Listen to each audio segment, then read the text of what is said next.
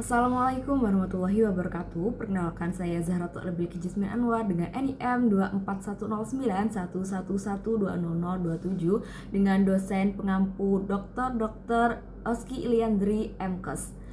Jadi pada kesempatan kali ini saya akan membahas mengenai anatomi muskuloskeletal, yaitu membahas regiotoraksis dan memberi superioris serta vaskularisasi inervasi sistem muskuloskeletal. Nah, memahami anatomi wilayah ini tuh sangat penting untuk memahami fungsi tubuh dan mendiagnosis berbagai kondisi medis. Yang pertama, kita membahas regiotoraksis atau dada. Regiotoraksis adalah bagian tubuh yang terletak di antara leher dan juga abdomen. Rangka dada itu melindungi organ-organ vital seperti jantung, paru-paru, serta berperan penting dalam pernafasan. Kemudian ada rangka dada atau toraks. Toraks itu terdiri dari beberapa komponen utama, di antaranya yaitu kolumna vertebralis atau tulang belakang.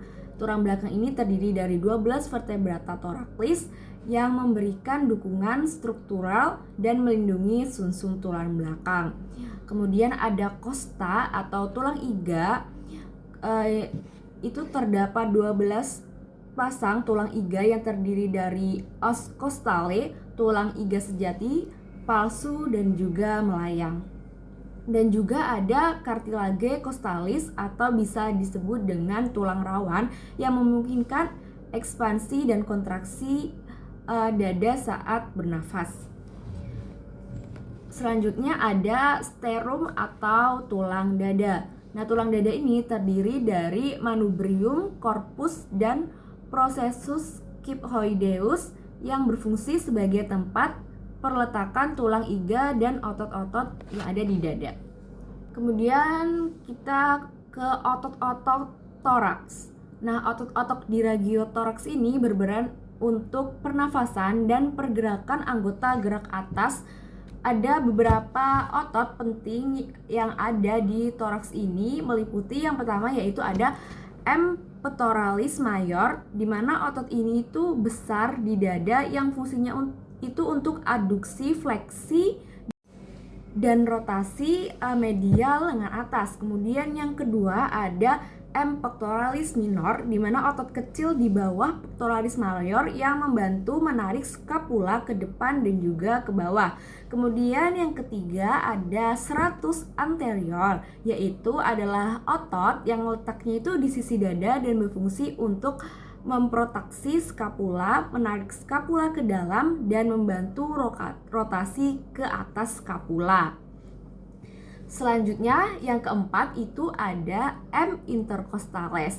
Apa sih intercostales itu? Jadi merupakan otot-otot yang terletak di antara tulang iga dan berperan dalam pernafasan. Nah, di dalamnya itu terdiri dari intercostales externi untuk membantu adanya respirasi dan intercostales interni membantu ekspirasi. Kemudian ada yang namanya membrum superius atau anggota gerak atas. Nah, membrum superius atau anggota gerak atas itu terdiri dari bahu, lengan atas, lengan bawah, dan juga ada tangan. Nah, adanya anggota gerak atas ini memungkinkan kita untuk melakukan berbagai aktivitas seperti meraih, menggenggam, dan juga mengangkat. Selanjutnya ada tulang-tulang superius. Jadi di tulang-tulang superius ini membentuk membrum superius yang meliputi clavikula atau tulang selangka. Nah, tulang selangka ini merupakan tulang panjang yang menghubungkan lengan atas ke batang tubuh.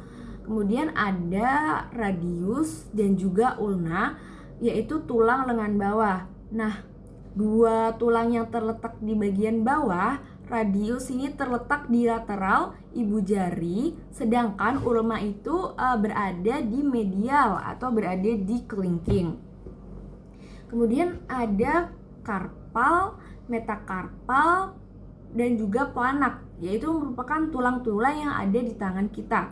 Nah, tulang-tulang kecil yang membentuk pergelangan tangan atau karpal itu dinamakan dengan karpal. Terus telapak tangan itu adalah metakarpal, dan juga jari-jari itu merupakan planak atau nama lainnya ya.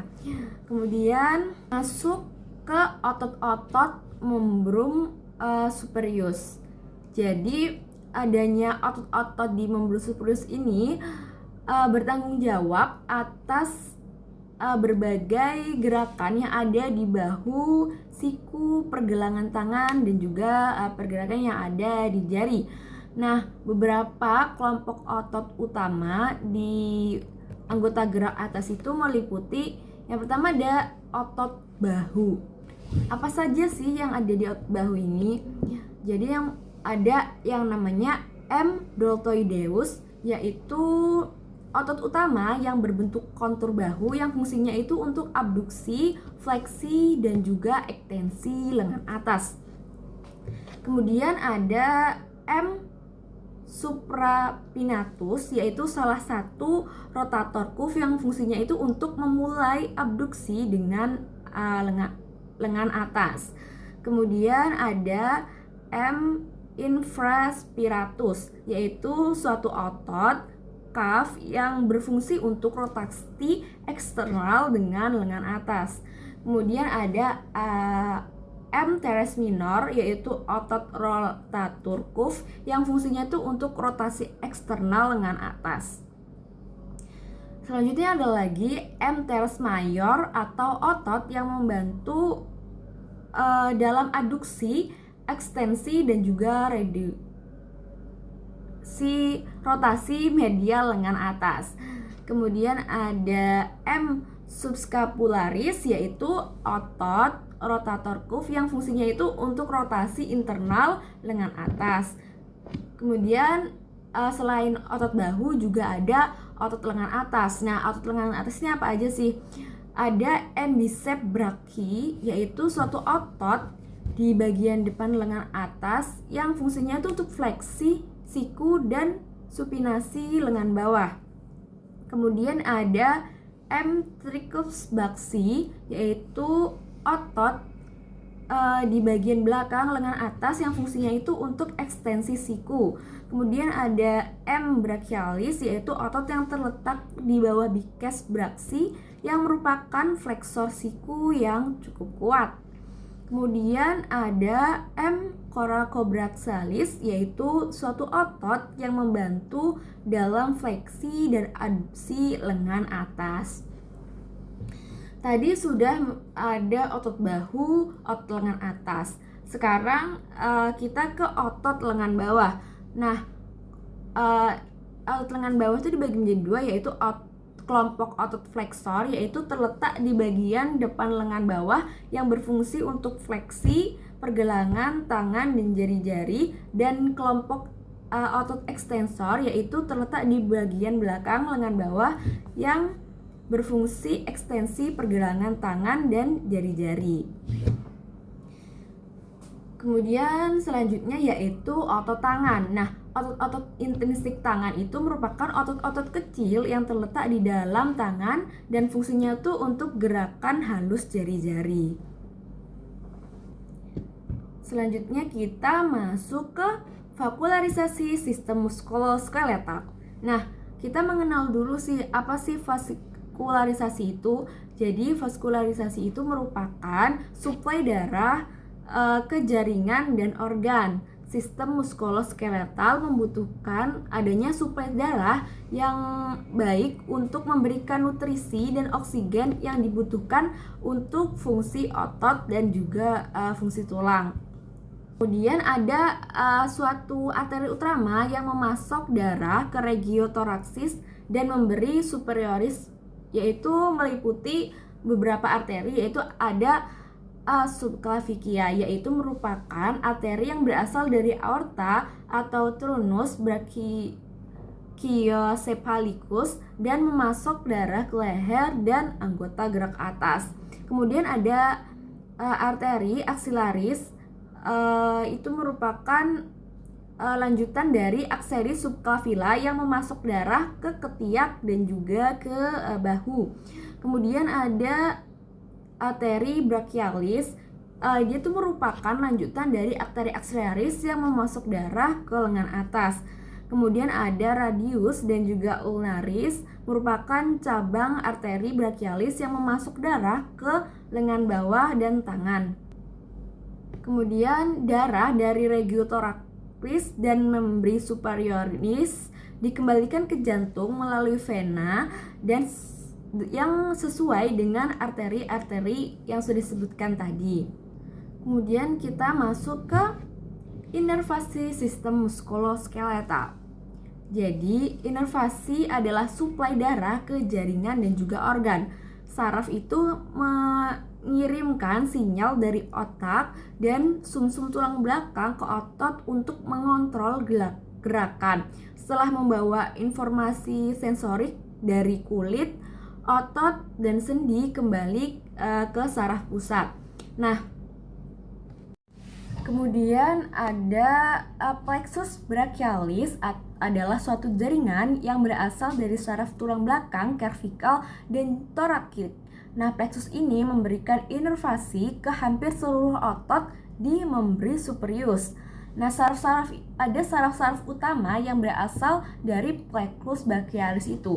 Di antaranya yaitu ada N axillaris, yaitu menginservasi otot deltoideus dan teres minor. Kemudian ada N musculotaneus, yaitu menginnervasi otot-otot di bagian depan lengan atas, biceps brachialis dan coracobrachialis. Kemudian ada N radialis, yaitu menginnervasi otot-otot di belakang lengan atas dan juga lengan bawah.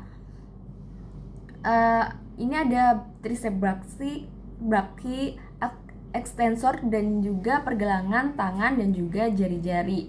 Kemudian ada N medianus, menginervasi beberapa otot di lengan bawah dan tangan, serta memberikan sensasi ke sebagian besar telapak tangan.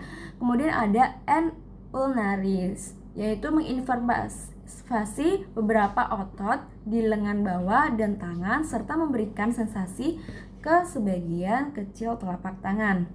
Demikian materi yang dapat saya sampaikan, kurang lebihnya mohon maaf dan wassalamualaikum warahmatullahi wabarakatuh.